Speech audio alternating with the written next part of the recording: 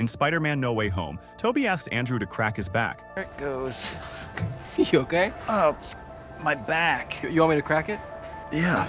Seems like a funny moment, but it's actually an insider joke. Back in Spider-Man 2, Tobey Maguire suffered a serious back injury while filming. It got so bad, the studio considered replacing him with Jake Gyllenhaal. That injury was even joked about in the movie after a bad fall. My back.